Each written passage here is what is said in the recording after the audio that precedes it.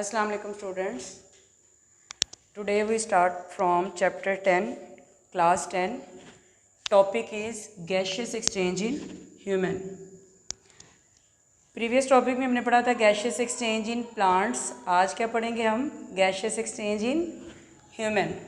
Plants में gaseous exchange के लिए बाकायदा तौर पर उनमें कोई प्रॉपर सिस्टम, किसी भी सिस्टम के लिए, किसी भी काम के लिए कोई ख़ास सिस्टम नहीं होता. प्लांट्स के हर सेल ने अपना अपना काम खुद करना होता है. जबकि ह्यूमन में या बाकी के जितने हायर एनिमल्स हैं उनमें क्या होता है, प्रॉपर सिस्टम बने होते हैं. तो गैशियस एक्सचेंज के लिए ह्यूमन में जो सिस्टम होता है उसे कहते हैं रेस्पिरेटरी सिस्टम.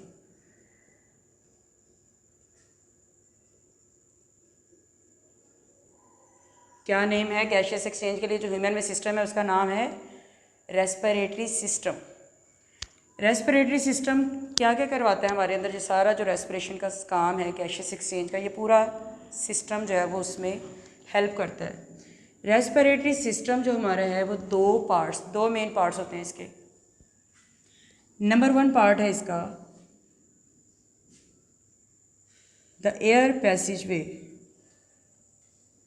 नंबर 1 पार्ट है द एयर पैसेज वे और दूसरा पार्ट होगा लंग्स यानी फेफड़े. यानी पहले 2 मेन पार्ट्स हैं, एयर पैसेज वे और दूसरा है लंग्स. पहले हवा कहाँ से जाएगी? ये पूरा जो हवा के गुजरने का रास्ता है नाक से लेके फेफड़ों से पहले तक वो जितना भी सारा रास्ता है उसे कहते हैं एयर पैसेज वे. और फिर उसके बाद फाइनली एयर कहाँ चली जाएगी? लंग्स में. अब एयर पैसेज वे जो है उसके मेन पार्ट्स कौन कौन से हैं? तो हम पहले ये वाला पार्ट पढ़ेंगे, फिर उसकी थोड़ी सी डिटेल देखेंगे. एयर पैसेज वे के जो मेन पार्ट्स हैं, सबसे पहले कहाँ से गुजरेगी? पहला पार्ट है नेज़ल कैविटी. फर्स्ट पार्ट है हमारे पास नेज़ल कैविटी. अब नेज़ल कैविटी क्या है? नाक में जो अंदर खाली जगह है, 2 तरफ खाली जगह को कहते हैं कैविटी. तो नेज़ल कैविटी यानी नाक की जो अंदर खाली जगह उसे कहते हैं नेज़ल कैविटी. नेज़ल कैविटी की जो अंदर से 2 हिस्सों में डिवाइड हुई है, दरमियान में एक वॉल है जो उसको 2 हिस्सों में डिवाइड करती है, 2 पोर्शंस में. इन दोनों तरफ, कैविटी के दोनों तरफ क्या होती है जो खाली जगह, उसमें क्या क्या मौजूद होता है? नेज़ल कैविटी के अंदर हेयर्स होते हैं, फाइन हेयर्स यानी छोटे छोटे बाल होते हैं. और क्या होता है? हेयर्स के अलावा होता है म्यूकस. ये क्या करते हैं? ये बाल और ये म्यूकस क्या करता है? ये आने वाली हवा को साफ़ करते हैं, फिल्टर करते हैं एयर को. और म्यूकस उस हवा को मॉइस्ट करता है और साथ साथ उसका टेम्परेचर इक्वल करता है बॉडी के टेम्परेचर के. क्या कर रहा है ये? हेयर जो है वो फिल्टर करते हैं डस्ट पार्टिकल्स को और हवा को साफ़ करके आगे भेजते हैं, जबकि म्यूकस क्या करता है? हवा में जो नमी का तवाज़ुन है और उसका टेम्परेचर जो है वो बॉडी के इक्वल कर देता है. उसके बाद नेज़ल कैविटी. और ये नेज़ल कैविटी जो है वो बाहर कहाँ से, इसमें जो हवा अंदर एंटर हुई है वो कहाँ से होती है? नॉस्ट्रिल्स होते हैं. नेज़ल कैविटी में जो हवा जा रही होती है वो किसकी मदद से जा रही है? यहाँ होते हैं बाहर की तरफ 2 नॉस्ट्रिल्स यानी जो सुराख होते हैं जहाँ से हवा अंदर जाती है. तो नॉस्ट्रिल से अंदर गई हवा नेज़ल कैविटी में. उसके बाद हमने नेज़ल कैविटी में क्या देखा? हेयर्स भी हैं, म्यूकस भी है, जिनका फंक्शन देखा कि फ़िल्टर करते हैं एयर को, और म्यूकस क्या करता है? मॉइस्ट करता है और साथ साथ टेम्परेचर को बैलेंस करता है equal to body temperature. Then अगला पार्ट आता है फेरिंग्स.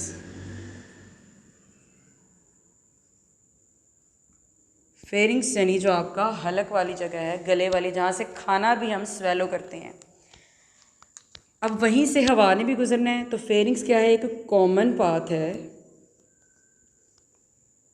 एक कॉमन रास्ता है जहाँ से क्या क्या गुजरेगी? फूड भी यहीं से गुजरेगी और एयर ने भी यहीं से जाना है. उसके बाद आगे होती है डिवीजन. पहले सामने वाली तरफ, फ्रंट की तरफ होगी सांस की नाली ट्रेकिया, और पिछली तरफ होगी ओसोफेगस. यानी दोनों जो डिवाइड हो जाएंगी तो एक तरफ हवा अपनी नाली में जाएगी और खाना अपनी नाली की तरफ चला जाएगा. तो गुजरे कहाँ से? कॉमन जगह थी, उसका नाम था फेरिंग्स. अब फेरिंग्स जब सबसे पहले यहाँ पर थी नोस्ट्रिल्स, जिन्हें कहते हैं एक्सटर्नल नोस्ट्रिल्स। तो एक्सटर्नल नोस्ट्रिल्स के ज़रिए हवा गई अंदर नेज़ल कैविटी में, और वहाँ से जब आगे गई अंदर फेरिंग्स की तरफ तो वहाँ भी 2 सुराख थे जिन्हें कहते हैं इंटरनल नोस्ट्रिल्स। तो फेरिंग्स में भी जब एंटर हुई तो उन्हें हमने क्या नाम दिया, किसकी मदद से हवा अंदर जाएगी, इंटरनल नोस्ट्रिल्स की मदद से। और फेरिंग्स हमने कहा कि एक कॉमन पाथवे है फूड और एयर दोनों के लिए, यानी फूड भी यहाँ से गुजरेगी और हवा भी। उसके बाद क्या होगा, हम अगर डायग्रामेटिकली देखें तो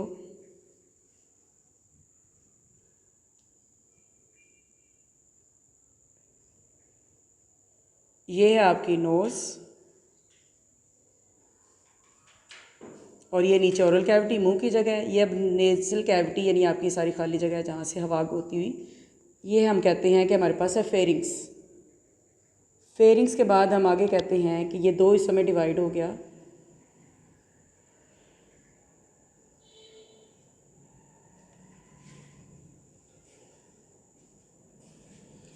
सामने वाली जो हमारी नाली है ये क्या है, इधर से सांस ने गुजरना है, और पीछे जो है ये ओसोफेगस है जिधर से खाना जाएगा।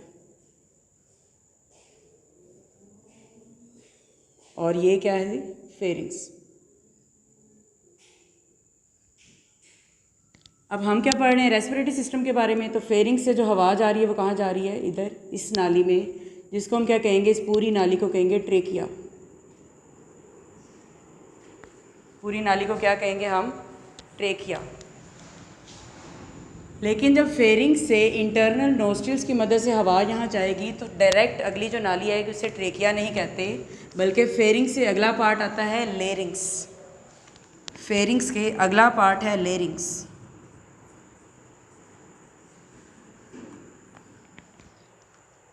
लेकिन फेरिंग्स और लेरिंग्स भी डायरेक्ट फ़ौरन से लेरिंग्स फेरिंग्स के बाद नहीं आता, बल्कि अगर ये फेरिंग्स है, ये फेरिंग्स की ओपनिंग है, तो इसके बाद एक नैरो सी जगह होती है, यानी यहाँ से ये क्या होती है, बिल्कुल थोड़ी सी नैरो सी एक जगह होती है। इस जगह को क्या कहते हैं हम, ग्लोटिस। ये फेरिंग्स आ गया। फेरिंग्स के बाद आगे एक ओपनिंग होगी जिसे हम कहेंगे ग्लोटिस। ग्लोटिस क्या है, ग्लोटिस वो जगह है जहाँ से उसने एंटर होने देना, यानी इसकी एंट्री है, मेन डोर है आगे लेरिंग्स के लिए। इस ग्लोटिस को ऊपर से एक ढक्कन ने कवर किया होता है। ग्लोटिस को एक लिड ने, एक ढक्कन ने बंद किया होता है, जिसे कहते हैं एपिग्लोटिस।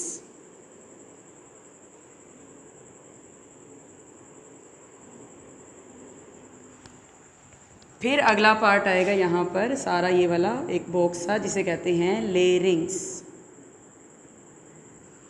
तो फेरिंग्स और लेरिंग्स के दरमियान में जो ओपनिंग है और उसका जो लिड है, ढक्कन है, जो कवर है, वो क्या क्या हैं, ओपनिंग को कहते हैं ग्लोटिस, जो के दरमियान में थोड़ी सी तंग वाली जगह होती है, और उस ग्लोटिस के ऊपर जो कवर होता है, जो ढक्कन होता है, उसे कहते हैं हम एपिग्लोटिस। तो ग्लोटिस और एपिग्लोटिस के बाद अगला पार्ट आएगा लेरिंग्स, जो कि एक बॉक्स है जिसको हम वॉइस बॉक्स भी कहते हैं। लेरिंग्स का एक नाम है और जिसे हम कहते हैं वॉइस बॉक्स। वॉइस बॉक्स नाम से ही पता चल रहा है, यानी हमारी जो आवाज़ पैदा होती है वो इस वॉइस बॉक्स की वजह से पैदा होती है। इसमें क्या होते हैं, फाइब्रस बैंड्स होते हैं, धागे होते हैं, जैसे गिटार के ऊपर लगे होते हैं, उस तरह से इसमें भी फाइब्रस बैंड्स यानी वो धागों के जोड़े होते हैं। जैसे ही हवा अंदर एंटर होती है तो ये फ़ौरन से क्या करना शुरू कर देते हैं, वाइब्रेट, जिसकी वजह से आवाज़ पैदा होती है और हम बोलते हैं। तो नेज़ल कैविटी, फेरिंग्स, और उसके बाद था अगला लेरिंग्स, और लेरिंग्स का दूसरा नाम हमने क्या कहा, वॉइस बॉक्स। क्यों, क्योंकि यहाँ से क्या पैदा हो रही है, आवाज़। अब वॉइस बॉक्स के बाद क्या करते हैं, लेरिंग्स के बाद अगला पार्ट क्या आ जाता है, ट्रेकिया।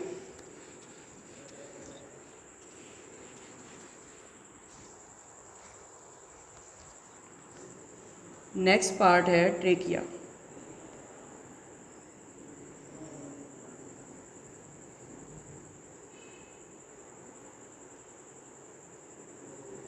हम कहते हैं कि ये हमारे पास है ट्रेकिया, और जो पीछे वाली तरफ नाली थी वो थी ओसोफेगस। अब हमने क्योंकि रेस्पिरेटरी सिस्टम का पढ़ना है तो हम इसी की डिटेल आगे करेंगे। ये ट्रेकिया हो गया। यहाँ जो एक नैरो सी ओपनिंग थी उसे हमने क्या नाम दिया था, ग्लोटिस।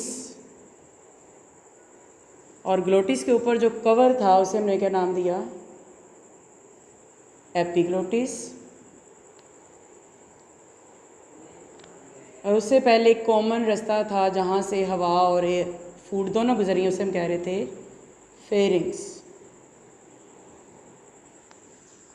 उसके ऊपर नेज़ल कैविटी की सारी डिटेल पड़ी। तो इसके बाद यहाँ पर एक बॉक्स था जिसे हम क्या कह रहे थे, लेरिंग्स या वॉइस बॉक्स। हम कहते हैं कि ये हमारे पास एक बॉक्स है, इसका नाम क्या है, लेरिंग्स। लेरिक्स के बाद अगला पार्ट जो आ जाता है मेन, जिसे हम कहते हैं सांस की नाली भी कहते हैं, आम जुबान में विंड पाइप भी कहते हैं, या इसका पूरा साइंटिफिकली प्रॉपर नेम क्या है, ट्रेकिया।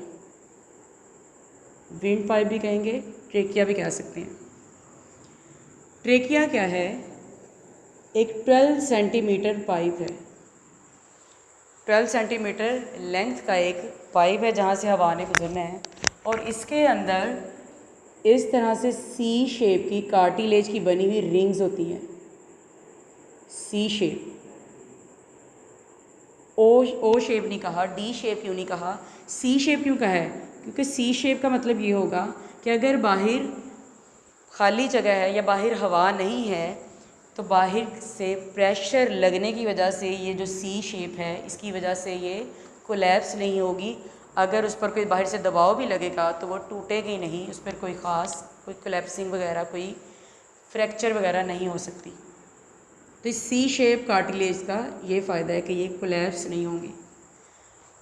ट्रेकिया के बाद अगला पार्ट आ जाता है हमारे पास, लेरिंग्स के बाद नेक्स्ट पार्ट था ट्रेकिया,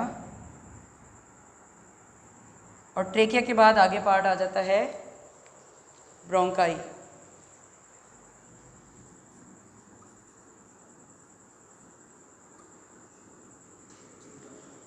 अब ये ट्रेकिया है, ट्रेकिया जैसे ही लंग्स के करीब या चेस्ट कैविटी में एंटर होता है तो ये दो हिस्सों में डिवाइड हो जाता है। क्यों दो हिस्सों में डिवाइड होता है, क्योंकि दो लंग्स हैं हमारे पास, लेफ़्ट और राइट। तो इसलिए ट्रेकिया भी जो है वो दो आगे फर्दर नालियों में डिवाइड होता है जिन्हें हम कहते हैं ब्रोंकाई या ब्रोंकस। दोनों को इकट्ठे कहेंगे ब्रोंकाई और अलग-अलग कहेंगे हम ब्रोंकस। ये एक ब्रोंकस है, इसी तरह दूसरी तरफ दूसरी ब्रोंकस है। ट्रेकिया भी कार्टिलेज का बना हुआ है, ब्रोंकाई या ब्रोंकस भी जो है वो भी कार्टिलेज के बने हुए हैं। लेकिन जैसे जैसे ये आगे डिवाइड होता जाएगा, ब्रोंकाई या ब्रोंक्यूल्स आगे जितने भी ये डिवीजन होगी, इनमें कार्टिलेज आहिस्ता आहिस्ता प्रोग्रेसिवली कम होती जाएगी। अब जैसे ये डिवाइड हुआ हमने नाम दिया ब्रोंकस या ब्रोंकाई का। ब्रोंकस कहेंगे या दो होंगे, दोनों को इकट्ठे हम कहेंगे ब्रोंकाई। जैसे ये लंग्स में एंटर होते हैं तो ये और ज़्यादा फाइन ट्यूब्यूल्स में डिवाइड होते जाते हैं। अब इन्हें क्या कहेंगे हम,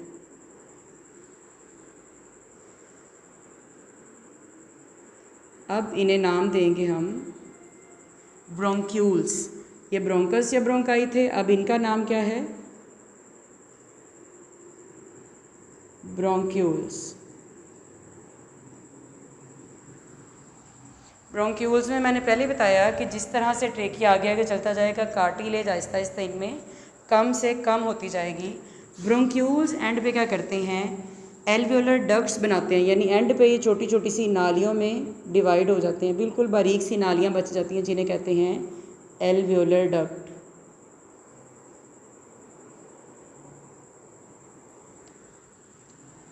यानी ऐसी नालियाँ जिन्होंने, डक्ट कहते हैं नाली को, एल्वियोलर एल्वियोलाई से रिलेटेड है, यानी इनके एंड पे क्या बननी है, पहले हम आगे वो देखते हैं, आपको इजीली समझ आएगी। ये जो डक्ट है, ये नालियाँ हैं, इनके एंड पे क्या होंगी, इस तरह से छोटी छोटी सी थैलियाँ होंगी जिनमें फाइनली हवा ने पहुँचना है।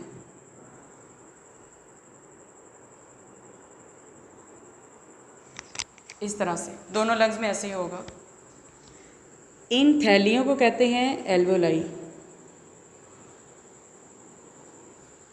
इसलिए इन तक आने वाली जो डक्ट है उसको कहेंगे एल्वियोलर डक्ट, क्योंकि वो नाली किसके पास आ रही है, किसके पास वो लेकर आ रही है, जो हवा है आने वाली उसको एल्वोलाई तक। तो इसलिए एल्वोलाई की जो डक्ट है उसे कहेंगे एल्वोलर डक्ट। उससे पहले जो नालियाँ थी वो थी ब्रोंक्यूल्स, उससे पहले ब्रोंकाई या ब्रोंकस, और उससे पीछे पीछे हम चलते जाएं तो ट्रेकिया, लेरिंग्स, फेरिंग्स और नेज़ल कैविटी, ये सारा हमने पढ़ा।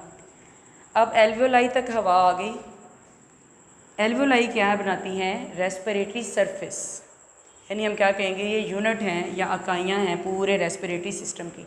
यानी सबसे एंड पे हवा किसके अंदर आनी है? इन एल्वोलाई के पास।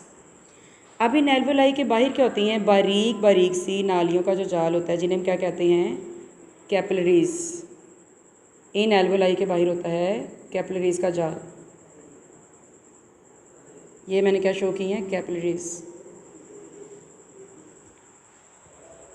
अब यहाँ पर ऑक्सीजन ज़्यादा है, अब क्या होगा? पीछे से ब्लड आएगा हार्ट से, जो पूरी बॉडी से डीऑक्सीजनेटेड ब्लड आया हुआ है, यानी कम ऑक्सीजन वाला। वो कम ऑक्सीजन वाला ब्लड जब कैपिलरीज तक आएगा तो कैपिलरीज की दीवारें इतनी पतली होती हैं कि वहाँ से ईजीली वो इसको कार्बन डाइऑक्साइड देगा और ऑक्सीजन लेकर वापस हार्ट के पास जाएगा। तो कैपिलरीज की दीवारें पतली होने की वजह से एक्सचेंज आराम से हो जाएगा इन गैसेस का। तो ये सारा हमारा था गैशियस एक्सचेंज ह्यूमन में किस तरह से होता है। मेन पार्ट्स कौन से पढ़े? नेज़ल कैविटी है, फेरिंग्स है, लेरिंग्स है, ट्रेकिया है, ब्रोंकाई हैं। ब्रोंकाई के बाद क्या था? ब्रोंक्यूल्स, और उसके बाद हमने पढ़ा आगे एल्वियोलर डक्ट और एल्वियोलाई।